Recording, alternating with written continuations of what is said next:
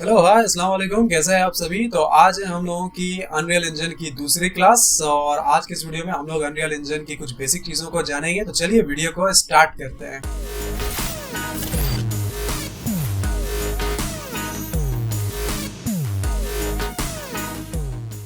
Alright, सो पिछले video में हम लोगों ने देखा था कि किस तरह से हम लोग अनरियल इंजन को इंस्टॉल कर सकते हैं एपिक गेम्स के थ्रू।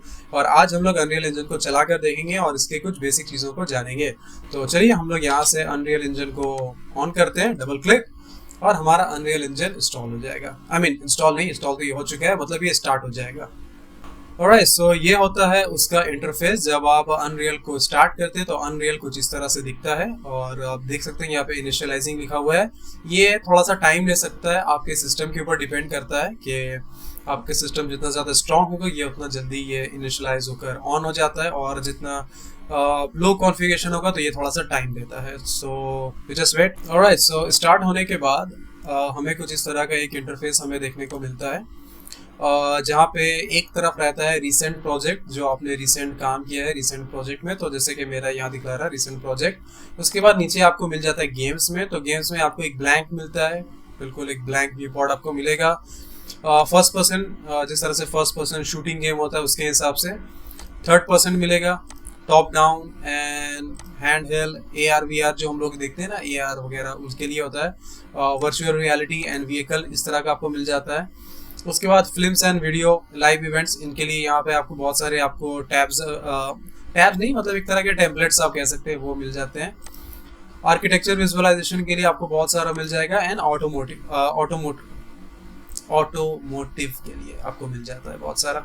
सो मेरा ये पर्सनल रिकमेंडेशन रहेगा, अगर आप अनरियल इंजन को पहली बार स्टार्ट कर रहे हैं, आपको पता नहीं है इसके बारे में ज़्यादा कुछ, तो मेरा ये पर्सनल प्रेफरेंस रहता है कि आप गेम्स में जाएं एंड थर्ड पर्सन वाला जो हमारा है उसको आप सिलेक्ट कर लें और उसको ओपन करें। इसमें क्या होता है, बहुत सारी चीज़ें हमें बनी बनाई मिल जाती हैं। तो देखने के लिए, समझने के लिए क्या है कि ये बहुत इंपॉर्टेंट है, तो आप ये वाला ज़रूर आप ऑन कर लें। उसके बाद यहाँ पर अगर आ जाए तो आपको कुछ डिस्क्रिप्शन मिल जाता है, पढ़ने की ज़रूरत नहीं है ऐसे। प्रोजेक्ट डिफॉल्ट्स में आप देखिए तो यहाँ पे आपको दो चीज़ें मिलेगा, एक ब्लूप्रिंट है और यहाँ एक C++ है। ये दो प्रोग्रामिंग लैंग्वेज है जिसको सपोर्ट करता है आपका अनरियल इंजन। जैसे आपको पता होगा कि माया में दो प्रोग्रामिंग लैंग्वेज को यूज़ किया जाता है, एक मेल होता है और दूसरा होता है आपका पाइथन। उसी तरह यहाँ पे ब्लूप्रिंट है एंड C++ है, तो आप बाय डिफॉल्ट ब्लूप्रिंट को रहने दें, ठीक है। और टारगेट प्लेटफॉर्म डेस्कटॉप में ये आपको डेस्कटॉप या फिर मोबाइल, मतलब बेसिकली है कि आप जो बनाओगे, ये गेम्स बनाओगे, तो ये किस प्लेटफॉर्म के लिए बना रहे हैं। ये डेस्कटॉप आपका वो वाला डेस्कटॉप नहीं है जो हम लोग डेस्कटॉप में अपनी चीज़ें रखते हैं, वो नहीं है। डेस्कटॉप का मतलब है पीसी, मतलब कंप्यूटर के लिए है, या फिर ये मोबाइल गेम्स के लिए बना रहे हो, ये वो चीज़ है, ठीक है। उसके बाद प्रोजेक्ट नेम है, आप अपने हिसाब से कुछ नेम दे सकते हो। और यहाँ पे लोकेशन है कि आप अपना ये जो बना रहे हो वो कौन से लोकेशन में आप सेव करना चाहते हो। तो बाय डिफ़ॉल्ट ये सी में सेव करता है, सी यूज़र, आप देख सकते हैं। आप चाहो तो इसे कहीं और भी सेव कर सकते हैं। फॉर एग्जांपल मैं इसे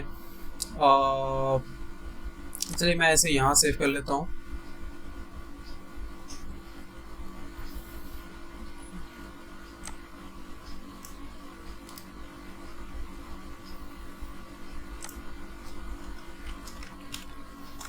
क्लास अनरियल बोलकर मैंने यहाँ सेव कर लिया, ठीक है। तो मैंने भी क्या किया कि क्लास अनरियल बोलकर ऐसा एक मैंने फोल्डर वहाँ बना के वहाँ सेव कर लिया। और प्रोजेक्ट नेम का मैं कर देता हूँ फर्स्ट क्लास, ऐसे बोल के मैंने दी क्योंकि पहला क्लास है हम लोगों का, तो वो हम लोग ने यहाँ पे लिख दिया है। उसके बाद क्रिएट,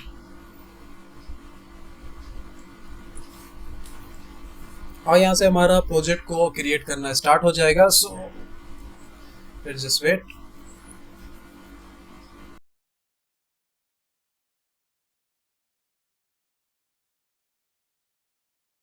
ऑलराइट, सो हमारा यहाँ पे प्रोजेक्ट लोड हो चुका है। तो ये हमारा प्रोजेक्ट है और इसमें आप देख सकते हैं कि एक पहले से ही एक सीन ऐसे बना हुआ है, और यहाँ आप देख सकते हैं लिखा हुआ है थर्ड पर्सन टेम्पलेट, यानी कि ये थर्ड पर्सन टेम्पलेट है, थर्ड पर्सन गेमिंग वाला। और इसका नेविगेशन आप देखें तो ये बिल्कुल माया की जैसा है, सब कुछ माया की जैसा है यहाँ पर।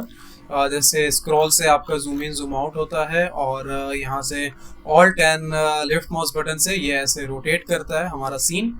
और यहाँ आप देख सकते हैं कि जो अनरियल का मुझे सबसे जो बेस्ट पार्ट लगता है उसका जो ये स्काई है, ये बादल आसमान बिल्कुल रियलिस्टिक लगता है। ये मुझे बहुत ज़्यादा पसंद है क्योंकि इसमें अब हमें कोई किसी तरह का कोई HDRI लगाने की कोई ज़रूरत नहीं है। जैसे हम लोग, आपको पता होगा माया में जब लोग रेंडर करते थे तो HDRI लगा लगा के हम लोग रेंडर करते थे, तो अब उसकी कोई ज़रूरत नहीं है।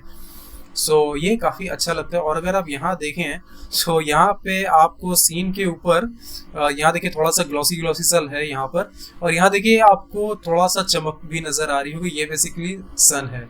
एग्जैक्टली अनरियल के पास अपना खुद का एक सन होता है, डायनामिक सन होता है, तो वो उसका ही रिफ्लेक्शन हमको यहाँ पे दिख रहा है। सो एनीवेज यहाँ देख सकते हैं बहुत सारे ब्लॉक्स रखे हुए हैं, और हम लोग थोड़ा जूम करते हैं और देख सकते हैं बहुत तरह के हमारे पास यहाँ ब्लॉक्स हैं। कुछ चीज़ें जो पहले से मॉडल करी हुई ताकि हम लोग इसको समझ सकें, देख सकें। और एक चीज़ मैं आपको बता दूं कि बाय डिफ़ॉल्ट अनरियल का जो पैनिंग सिस्टम होता है, पैन यानी कि हम लोग कैमरा को अगर दाएं से बाएं ऐसे हम लोग शिफ्ट कर रहे हैं तो ये बाय डिफ़ॉल्ट इन्वर्ट होता है, उल्टा होता है। जैसे कि हम लोग यहाँ पे alt and middle mouse button को प्रेस करते हैं, बिल्कुल माया के जैसा, बस ये उल्टा है। तो ऑल्ट एंड मिडिल माउस को हम लोग प्रेस किया, अगर हम राइट की तरफ लेके जाएंगे, देखिए ये सीन जो हमारा लेफ्ट की तरफ जा रहा है, देख सकते हैं आप, सीन हमारा लेफ्ट की तरफ जा रहा है। और अगर लेफ्ट की तरफ जाएंगे तो ये हमारा राइट की तरफ जा रहा है, तो ये बाय डिफॉल्ट उल्टा रहता है। सो इसको हम लोग ठीक कैसे करते हैं, आप यहाँ पे चल जाएं एडिट में, एडिट एंड यहाँ पर देखिए ऑप्शन आता है एडिट प्रेफरेंसेस, ठीक है। प्रेफरेंसेस के अंदर जाइए, देखिए बहुत सारी चीज़ें आपको माया के जैसी मिलेंगी। हमें पता है कि माया में भी जो हम लोगों को यूज़र इंटरफेस और ऐसी चीज़ों को चेंज करना होता तो वहाँ भी एक प्रेफरेंस बोलकर टैब आता था, तो वैसे ही है। तो प्रेफरेंस में अगर आप आ जाए तो यहाँ पर देखिए एक ऑप्शन होता है लेवल एडिटर, और उसके बिल्कुल लास्ट वाला ऑप्शन होता है यहाँ पे व्यू पॉट। तो व्यू पॉट को ओपन करिए और यहाँ पे देखिए आपको मिलेगा इन्वर्ट मिडिल माउस पैन, इसको आप यहाँ से चेक ऑन कर दीजिए। तो ये क्या करेगा, जो उल्टा है उसको सीधा कर देगा। ये होने के बाद इसको कर दिए सेट एज डिफॉल्ट, ठीक है। तो सेट एज डिफॉल्ट अगर आप कर देंगे, जो भी आ रहा है ओके ओके करते जाइए। अब क्या होगा कि वो ऑलवेज वहां पे ही फिक्स हो जाएगा। सो अब क्या होगा कि एक बार सेट एज डिफॉल्ट करने से क्या होगा कि आपको बार बार चेंज नहीं करना पड़ेगा, एक बार आपने कर दिया वो उसमें ही रहेगा, ठीक है। तो हम लोग इसको कट कर देते हैं और एक बार हम लोग इसको प्ले करके देखते हैं। यस, ये बिल्कुल सही आ रहा है। ओके, तो नेविगेशंस तो हमें समझ में आ गई। अब हम लोग थोड़ा सा व्यू पॉट को समझ लेते हैं। पहली बात तो ये ऊपर की चीज़ें जो भी होती हैं वो हर सॉफ्टवेयर में एक जैसी होती है। जैसे फाइल में जाए तो यहाँ से new level, open, save settings और सेव लेवल्स। अच्छा, एक चीज़ याद रखिए कि हम लोग जो भी काम यहाँ पर करते हैं उसको लेवल बोलकर हम लोग पुकारते हैं, लेवल्स, ठीक है। सो याद रखिए माया में जिस तरह से हम लोग काम करते थे तो हम लोग वहाँ पे सेफ सीन बोलकर आता था, आपको याद होगा सेफ सीन। यहाँ पे लेवल्स बोल के आता है। सो लेवल सबके निकलेंगे, ठीक है। ओके, सो यहाँ पर आप देख सकते हैं कि यहाँ पर एडिट है। एडिट के अंदर बहुत सारी चीज़ें मिल जाती है, कट, कॉपी, पेस्ट, डुप्लीकेट, और यहाँ से प्रेफरेंसेस। विंडोज़ है, विंडोज़ के अंदर बहुत सारी चीज़ें हैं जो हम लोग धीरे धीरे करके नेक्स्ट क्लास में हम लोग इसको सीखते जाएंगे। उसके बाद यहाँ पर आप देख सकते हैं ये जो पूरा हमें बड़ा सा दिख रहा है ये व्यू पॉट होता है। ये होता है हमारा आउटलाइनर, ठीक है। इसको आप देखिए यहाँ पे आउटलाइनर, तो आउटलाइनर में क्या होता है, जितनी भी चीज़ें हैं हमें उन सब की लिस्ट मिल जाती है। जैसे माया में आपको पता होगा आउटलाइनर बोल के होता था, और माया का आउटलाइन जो है इस डायरेक्शन में होता था, हमारा जो है यहाँ पर है। आप चाहें तो इसको अपने हिसाब से चेंज भी कर सकते हैं। मैं वैसे अनरियल को बनाने के टाइम पे अनरियल के जो चीज़ें हैं जैसे मैं वैसे ही रखना चाहता हूँ, बट अगर आपको लग रहा है कि नहीं आपको यहाँ नहीं रखना तो आप इसे जस्ट ड्रैग करके कहीं भी आप उसको फिक्स कर सकते हो किसी भी जगह पे, ठीक है। तो ये क्या होता है, वो वहाँ पे डॉक हो जाएगा। अब यहाँ से उठाकर किसी भी जगह पे आप बैठा सकते हो। लाइक मैं इसको यहाँ कर देता हूँ, तो यहाँ पर आप देख सकते हैं आउटलाइन यहाँ पे चला गया, और इसको फिर आप अपने हिसाब से अपने जगह पे आप लगा सकते हो। तो मैं यहाँ फिलहाल यहाँ पे इस जगह पे ही लगा देता हूँ आउटलाइन में, ठीक है। तो आउटलाइनर में क्या होता है कि जितनी भी चीज़ें हमें सीन में हमें देखने को मिल रही हैं उनका एक लिस्ट मिल जाता है। तो हम यहाँ से सिलेक्ट कर सकते हैं। जैसे अगर मैंने यहाँ पे सिलेक्ट किया तो आप देख सकते हैं ये वाला बॉक्स यहाँ पे सिलेक्ट हो रहा है। अगर इसको फोकस करना है तो F प्रेस करें, ये फोकस में आ जाएगा, ठीक है। तो ये हमारा फोकस में आ गया है, और यहाँ से आप उसको ऊपर नीचे कर सकते हैं, ठीक है, बिल्कुल जैसे हम लोग माया में करते हैं, ठीक है। इसमें भी W, E and R आपको मिल जाता है। तो E से क्या होता है, ये रोटेट होता है, और आर से क्या होता है, ये स्केल होता है, ठीक है, स्केल अप स्केल डाउन, ठीक है। तो ये हमें चीज़ें मिल जाती हैं। तो बाय डिफ़ॉल्ट मैं इसको वापस से इसकी जगह पे रख देता हूँ। तो यहाँ पे हमें बहुत सारी चीज़ें आपको देखने को मिल रही हैं। अच्छा, फिर उसके बाद लाइटिंग में जाएंगे तो हमें यहाँ पे directional light, exponential height and post processing volume, बहुत सारी चीज़ें हमें देखने को मिल रही हैं, बट हम लोग इसको धीरे धीरे करके नेक्स्ट क्लास में समझेंगे। आज फिलहाल मैं अगर इतना समझा दूंगा तो आप लोगों को डाइजेशन प्रॉब्लम होने लगेगी। सो ये हमारा आप देख सकते हैं कि रिपोर्ट है, और इसका जो नेविगेशन है अनरियल वालों ने बहुत सिमिलर रखा है माया से। इसी वजह से देखिए माया जो है कि इंडस्ट्री स्टैंडर्ड सॉफ्टवेयर कहलाता है, क्योंकि उसमें उसके सेटिंग्स, उसके नेविगेशन बहुत हद तक मैच करते हैं बाकी से, इसीलिए माया को कोई रिप्लेस नहीं कर पाता है। सो ये भी एक फैक्ट है। और उसके बाद ये वाला आउटलाइनर है, उसके नीचे अगर आप आ जाए तो यहाँ पे डिटेल्स का एक पैनल मिलता है। डिटेल्स का पैनल क्या है, मैं इसको डॉक करके इस जगह पे लगा देता हूँ। तो देखिए जो डिटेल्स का पैनल होता है ना, वो बिल्कुल वैसे ही है जैसे आपको पता होगा कि माया में एक टैब होता था एट्रीब्यूट एडिटर के नाम से। तो एट्रीब्यूट एडिटर जैसे काम करता है, सेम वैसे ही यहाँ पर हमारा डिटेल्स पैनल काम करता है। ये क्या करता है, किसी भी ऑब्जेक्ट को अगर आप यहाँ पे क्लिक करते हैं, जैसे सपोज करिए कि मैंने अगर ये वाले बॉक्स को यहाँ पे क्लिक कर दिया, ठीक है, अभी क्या करता है, इस बॉक्स से रिलेटेड जितने भी ऑप्शंस है, जितने भी एट्रीब्यूट्स है, वो हमें यहाँ पर लिस्ट होकर दिखा देता है। जैसे इसका लोकेशन है, आप चाहो तो इसका लोकेशन यहाँ से चेंज कर सकते हो, यहाँ से। जैसे हम लोग एट्रीब्यूटर, और साथ में एक और ऑप्शन आता था चैनल बॉक्स के नाम से, माया में एक चैनल बॉक्स बोलकर आता था, जिसके जरिए आप यहाँ से उसके एट्रीब्यूट्स को चेंज कर सकते थे। याद है आप लोगों को? उसके बाद स्केल अप स्केल डाउन हम लोग यहाँ से कर सकते हैं, ठीक है। उसके बाद हमें यहाँ पर एक दिख रहा था स्टैटिक मैश। देखिए स्टैटिक मैश किसको बोलते हैं, एक चीज़ आप याद रखिए, ये अनरियल की टर्मिनोलॉजी है, तो इन चीज़ों को आप याद रखिए।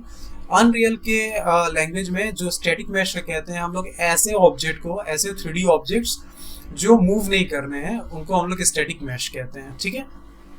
तो फिलहाल यहाँ पे दिखा रहा है स्टैटिक मैश, और थोड़ा सा स्क्रॉल करेंगे तो आप देख सकते हैं यहाँ पे मटेरियल का भी ऑप्शन दिख रहा है कि इनमें कौन सा मटेरियल लगा हुआ है, तो यहाँ से हम लोग मटेरियल को भी असाइन कर सकते हैं।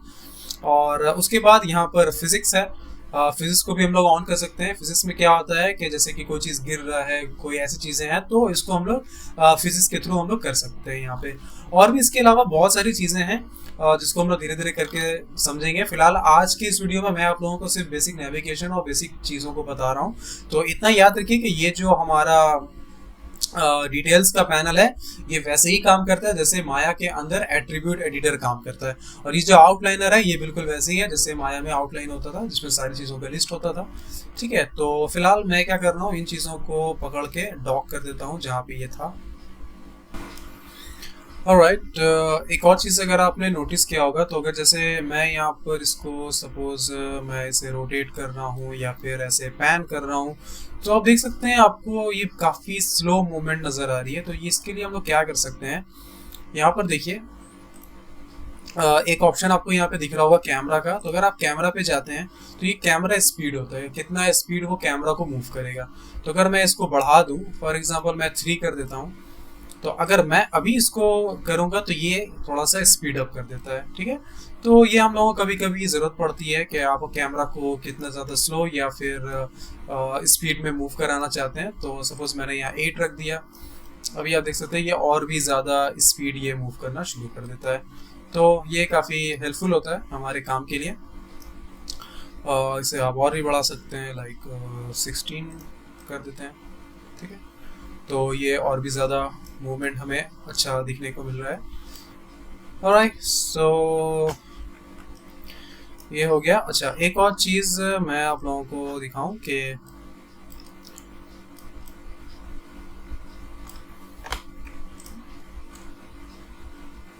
सपोज ये वाला एक बॉक्स मैंने यहाँ सेलेक्ट किया। अगर आप ऊपर में जाएं तो आपको देखिए एक ऑप्शन यहाँ पे मिल रहा होगा, 10 लिखा है यहाँ पर, और इसके बगल में ब्लू कलर में एक ग्रिड बना हुआ है।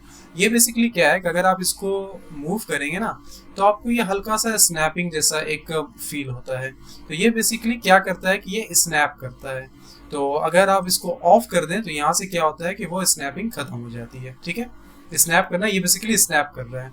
उसी तरह अगर आप रोटेशन में देखें तो यहाँ पर 10 डिग्री में एक ब्लू कलर से में ये है, तो ब्लू कलर में होने का मतलब क्या है कि ये 10 डिग्री पे स्नैप करेगा। तो अगर मैं ई प्रेस कर दूं और इसको रोटेट करता हूं तो ये 10-10 डिग्री पे स्नैप करता है। आप देख सकते हैं कि ठीक जहां से मैं रोटेट कर रहा हूं वहां पे देखिए 10, -10, -20, -30, -40, 50 इस तरह से ये दिख रहा है, मतलब ये स्नैप कर रहा है। तो अगर मैं इसको ऑफ कर दूं तो आप देख सकते हैं कि ये अपने हिसाब से मन चाह हम लोग जितना चाहें रोटेशन इसे दे सकते हैं। उस तरह स्केलिंग में भी वही है, अगर मैं आर प्रेस करके इसको स्केल करता हूं तो ये भी अभी स्नैप कर रहा है, और अगर हम इसको ऑफ कर दें तो ये स्नैप करना ये छोड़ देगा, और ये हम लोग जैसा भी अपने मन चाह अपने हिसाब से इसको कर सकते हैं। सो ये है हमारा, एक सेकेंड थोड़ा सा मैं जूम आउट करता हूँ। तो ये इसका स्नैपिंग का मैंने आपको बता दिया, और नेविगेशन तो बिल्कुल सिमिलर है माया के जैसा, और आपको इसके रिलेटेड भी मैंने आपको बता दिया कि आउटलाइनर होता है, ये डिटेल्स पैनल है जहाँ से हम लोग सारी डिटेल्स को चेक करते हैं। और एक और चीज़ मैं आपको बता दूँ जो बहुत ही मज़ेदार है, वो ये है कि अगर आप इसका कंट्रोल और एल प्रेस करते हैं तो यहाँ देखिए आपको छोटा सा एक गिज्मो मिल रहा है, ये गिज्मो है सन का। तो आप अपने कर्सर के हिसाब से इसके सन को कभी भी अप या डाउन कर सकते हैं। तो मैं सपोज इस डायरेक्शन में ले आता हूँ इसको,